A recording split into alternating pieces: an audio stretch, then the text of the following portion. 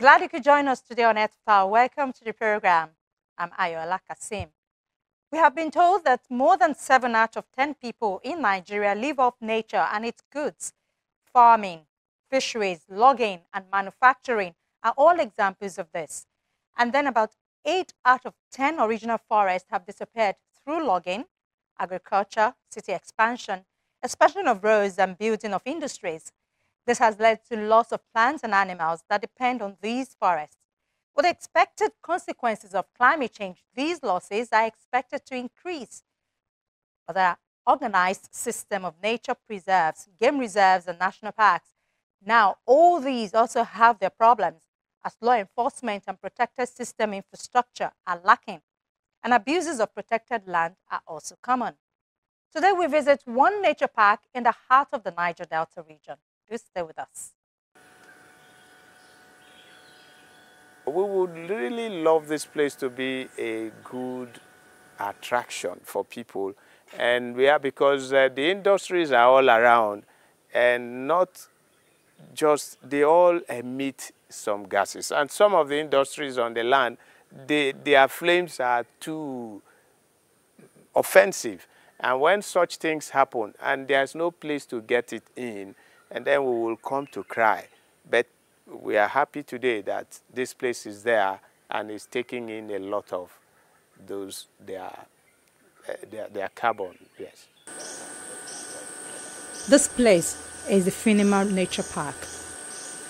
1,000 hectares land of freshwater swamp forest lying along Nigeria's southern coastal area in Bonny Island in Rivers State. The effort to conserve species on the Bonny Island started 20 years ago. The nature park was established by the Nigerian Liquefied Natural Gas Limited with the aim of conserving nature and biodiversity in the region. The NLNG says the park was established in recognition of the importance of the flora and fauna to Bonny people and their aspiration and commitment to keeping a permanent record of their natural heritage and culture. It is also part of NLNG's contribution to national and global conservation, in line with Rio Agenda 21, Ramsar Convention, and the Convention on Biological Diversity. It's also part of the regulatory requirement in the EIA that, well, since you have taken over the land, we need to preserve the plants and animals that are native to the Bonny Kingdom. It will be very useful in research for medicine, for those who are studying botany, zoology, and we quite have a large number of people that are interested in coming to research there. And then, most of all, it has now become a tourist attraction in the kingdom. Finima Nature Park is currently being managed by the Nigerian Conservation Foundation, which took over from the Niger Delta Wetlands Commission in 2011. The park is currently held in trust in partnership with its immediate host, the Finima community. Our vision of a Nigeria where people prosper while living in harmony with nature cuts across every length and breadth of the country, that contributes to the global fight, ensuring that we have our biodiversity intact. And Finima Nature Park presents that opportunity for NCF to further our work. It's very interesting because it's like a tripartite kind of arrangement where you have the community, you have the company, and you have us as NCF managing the place. So wherever there are green spaces and we are called to manage because of our expertise, we'll readily go there because it fits into our mandate. The area covers the rainforest and mangrove swamps, as well as an ecologically important area of sandy soil, freshwater ponds, and tall timber between the swamps and the beach. But like many nature reserves in Nigeria, this park has its challenges.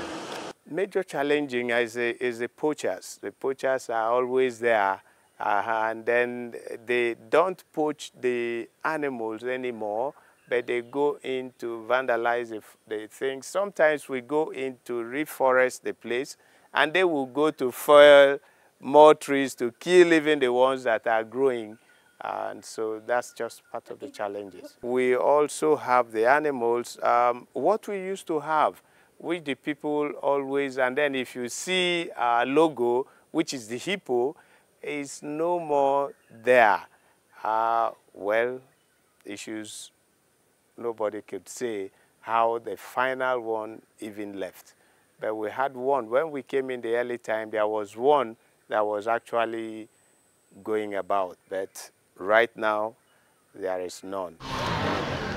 Nigeria's population is currently estimated to be around 200 million. It is the largest in Africa. Since this population is mainly concentrated in the forested areas of the south and the major urban centers of the far north, it is these areas that have undergone the most drastic form of habitat alteration following centuries of exploitation. In the north, the principal causes of habitat degradation are overgrazing, annual fires, excessive exploitation for firewood and charcoal, and large-scale mechanized farming. During the annual migration of cattle to southern pastures, they are driven in large numbers into the game reserves.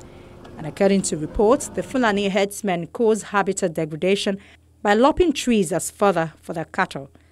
They will also attack any carnivores that threaten their animals and have been known to resist with violence any attempt to eject their cattle from the reserves. In the south, small-scale farmers sometimes encroach on the reserve areas, planting their crops.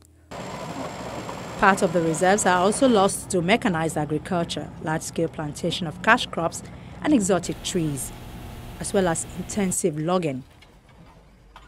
Shifting cultivation and regular burning have created a broad belt of vegetation known as derived savanna between the forest and the savanna proper.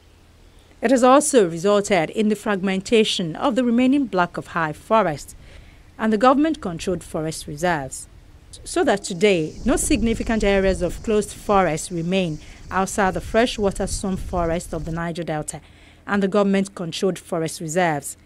Even these so-called reserves have not escaped encroachment. It has been said that 24% of their total area has been converted into a mosaic of farms, plantations, and bush fallow. Plantation of exotic trees in southern Nigeria, which began in the early part of last century on a small scale, has now become the principal method of wood production in the country. Following the failure of the tropical shelter wood system of natural forest regeneration to meet increased demand for timber, large tracts of exploited natural forests began to be planted up with pure stands of fast-growing exotics and some species of indigenous trees. Hunting is a traditional occupation in Nigeria, and the demand for game meat is very high, especially in the south, where 80% of the population eats game meat regularly. Sometimes it has problems, huh? Hunting takes place both day and night throughout the year, but especially during the dry season when poachers move into game reserves in full strength.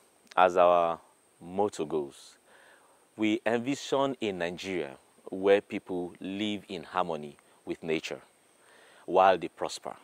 Okay? People prosper while living in harmony with nature. One of the things that we don't realize is that nature, the environment, is the #1 capital when it comes to production. If the environment is not suitable or healthy, whatever investment we put will just be a wish-wash affair. Because before you know it, for instance, if the ocean decides to bring its heavy wind and heavy currents, it might sweep off whatever investment that we had. When there was tsunami, whatever investments, the hotels and everything that happened, it swept off everything. So that is why we should always have the environment in our mind in whatever production that we're doing. Before now, the Niger Delta ecosystem contained one of the highest concentrations of biodiversity on the planet, in addition to supporting abundant flora and fauna, arable terrain that could sustain a wide variety of crops and trees, and more species of freshwater fish than any ecosystem in West Africa.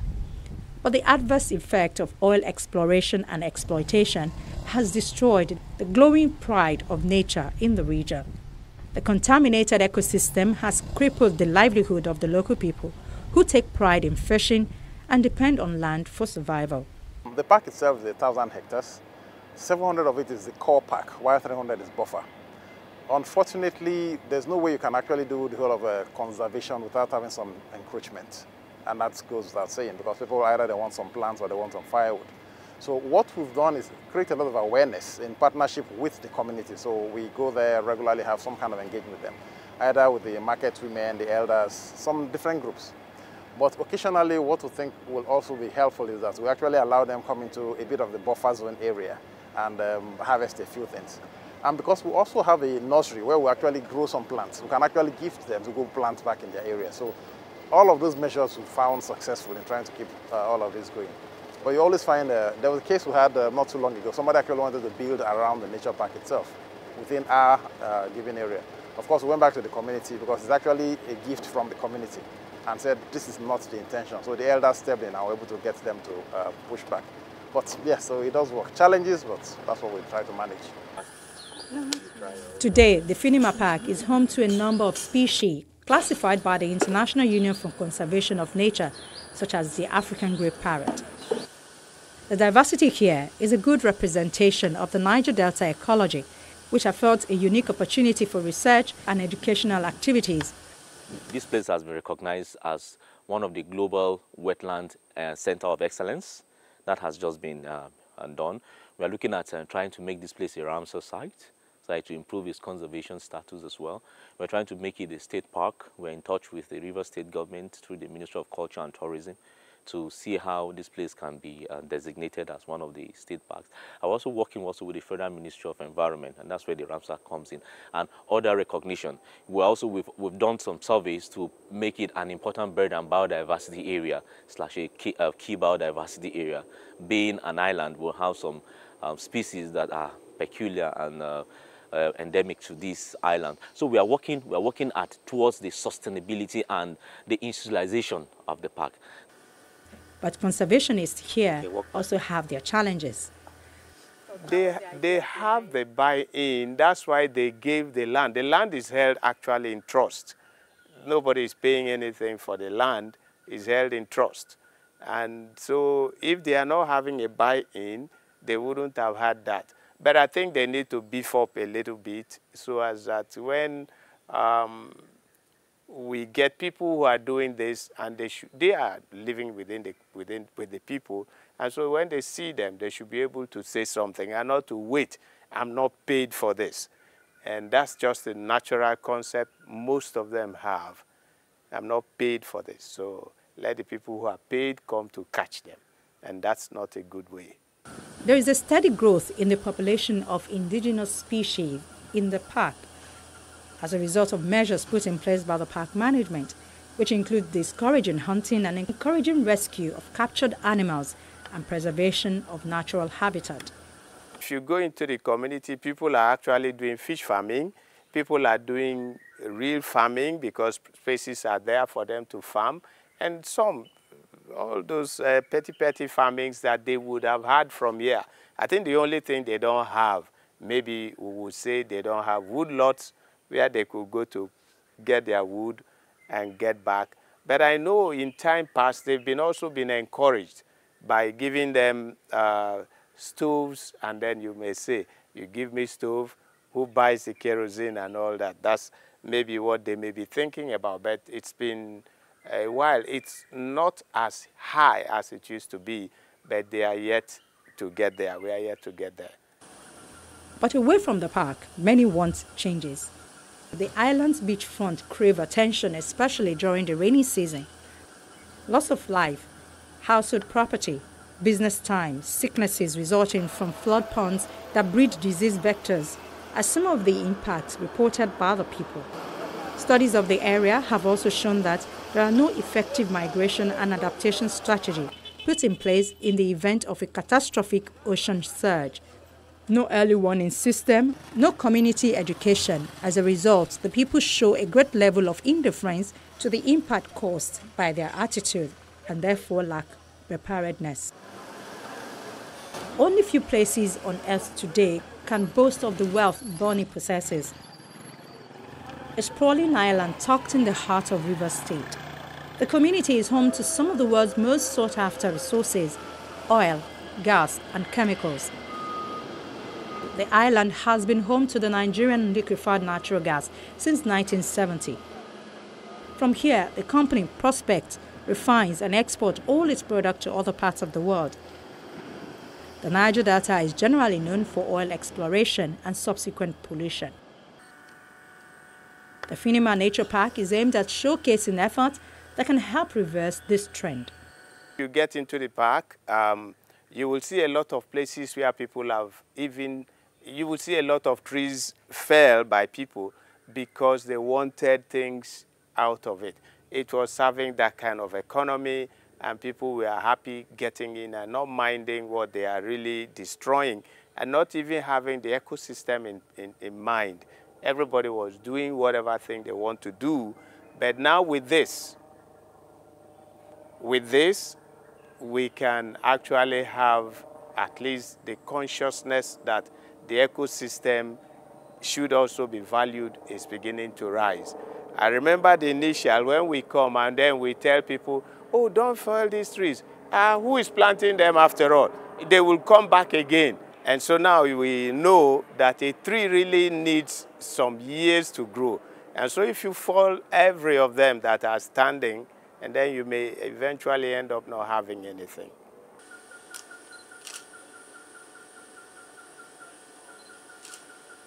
So we'll see that the park is actually thriving and is working. But over and above that, it's a place where people now go to see what nature really looks like. Bonny has been developing over the last 20 years, so a lot of the natural flora and fauna are actually going away. Just maybe as an aside, the emblem of the nature park is a hippo. But we've lost all the hippos here. People have actually eaten up all the hippos. So if we do not conserve actively, we will lose the nature the way we have it. So that's really part of what we've tried to put together. Secondly, for me, is really getting the young ones to actually appreciate nature. In the last 4 or 5 years, we've set up conservation clubs all across the school. I think actively now there are about 42 of them. And every week we have about 4 or 5 come there to try and appreciate nature, understand what it's all about. And then when I find people come to do research, either they're looking at herbs or they're looking at plants. Somebody came and found a species of fish in our pond that they say they are not sure is known anywhere else. So for me, that's something that I find very exciting. And last year we had over 18,000 visitors to the park. So that's where people go, they recreate, and just for me, it's very exciting. Let's stop deforestation and conserve the forest so Nigerians will live a healthy life. So Nigerians, so Nigerians, so Nigerians, so Nigerians, so Nigerians will live a healthy life. It's called the Conservation Club.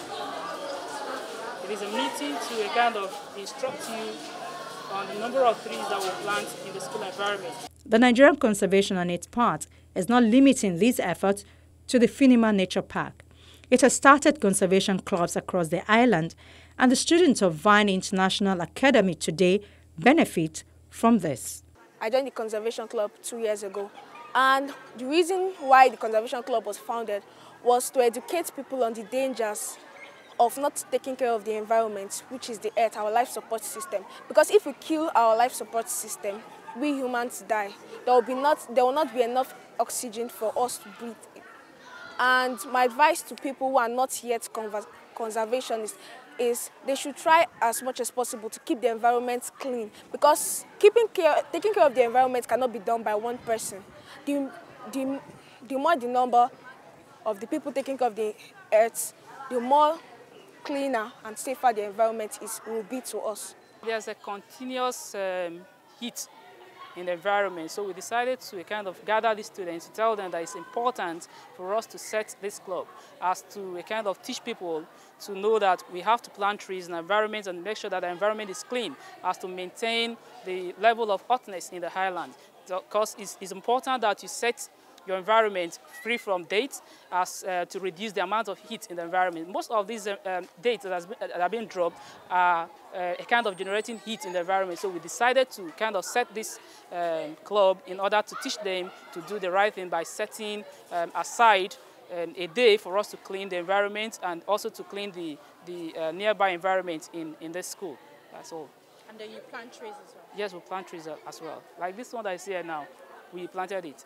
Yeah. And we have decided that we'll be planting at least in a year, we'll plant at least 20 trees in the school environment. But that was being done when our surveyor come in to a kind of survey the environment as to enable us to know the strategic point where we can plant those trees. The target we have is these schools. And then the conservation clubs are also opened up in most of the schools around. And what are we trying to get at that? The children will have that mindset. This place should not be destroyed. And so if our generation gets away, the new generation that will come will definitely have a better understanding than what we have. And that's our drive, and that's our goal, that the generation after us should be able to maintain and also see that these things are kept, and then they build on it and get something better.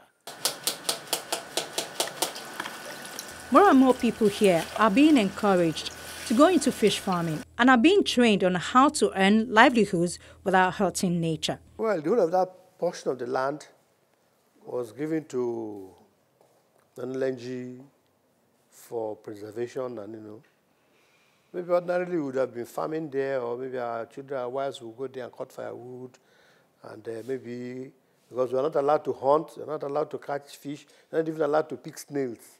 And those are things that help us here. The park itself is 1,000 hectares. 700 of it is the core park, while 300 is buffer. Unfortunately, there's no way you can actually do the whole of conservation without having some encroachment.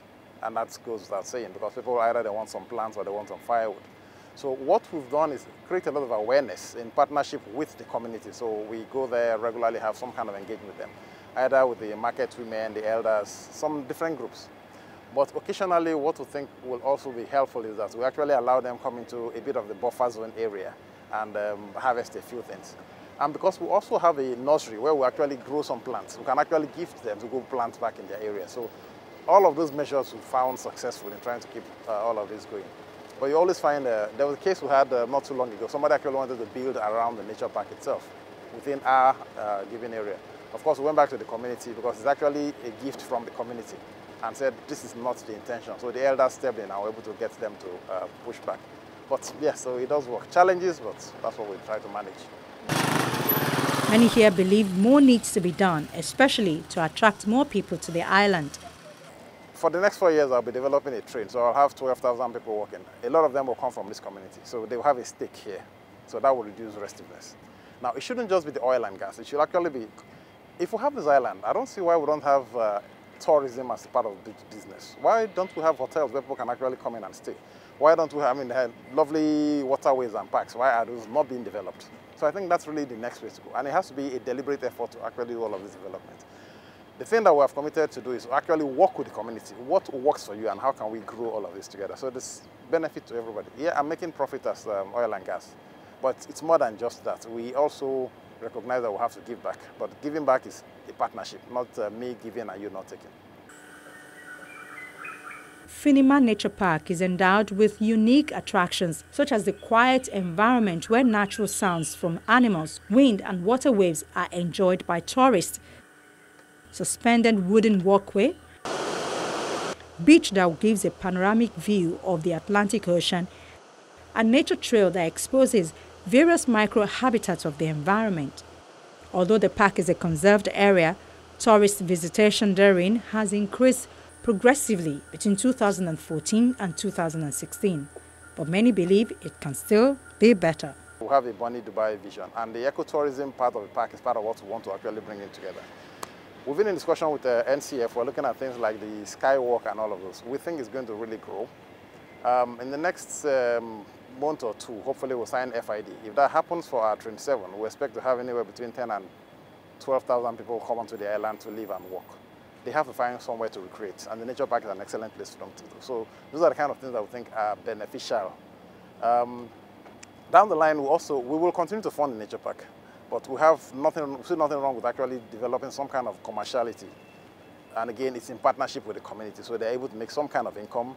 We have put together we'll put an art shop somewhere around and develop with somebody. So using the materials there, they can actually do some kind of art, so people can come and buy souvenirs. So we think there are a lot of opportunities that the park will offer, not just us, because we're committed to it, but also to the bigger community.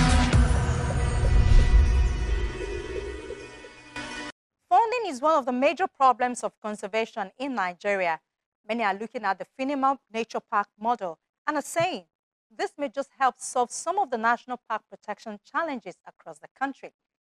That's our program for the week. Thank you for watching our inbox sfile@channelstv.com. It's available for your comments and questions. You can also follow me on Twitter. From me, Ayola Kasim, and the SFile crew here in Lagos. It's bye for now.